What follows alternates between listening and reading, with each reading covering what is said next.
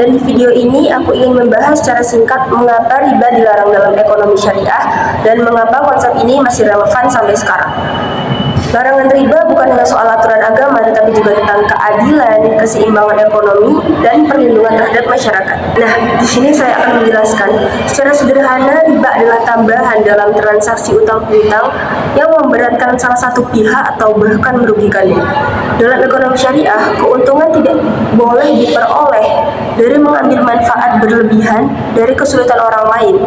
Kemudian penelitian tentang persepsi masyarakat Indonesia memahami bahwa mayoritas responden memahami riba sebagai sesuatu yang dilarang karena merugikan dan tidak sesuai dengan prinsip keadilan ekonomi Islam.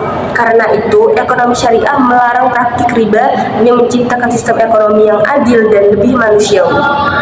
Riba pun juga dapat menyebabkan ketimpangan ekonomi.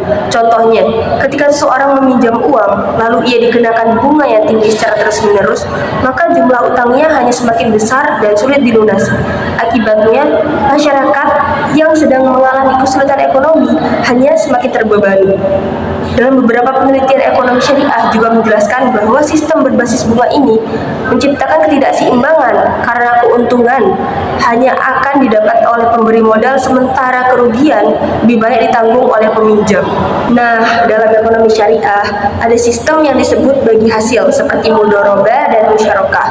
Keuntungan dibagi berdasarkan hasil usaha yang nyata, bukan berdasarkan bunga tetap. Apabila usaha untung, maka kedua pihak mendapatkan keuntungan, dan apabila rugi, maka risiko ditanggung bersama secara adil. Nah, sistem ini dianggap lebih sesuai dengan prinsip keadilan ekonomi karena hubungan kedua belah pihak bukan hanya sekedar pemberi pinjaman dan peminjam, akan tetapi sebagai mitra kerjasama ekonomi.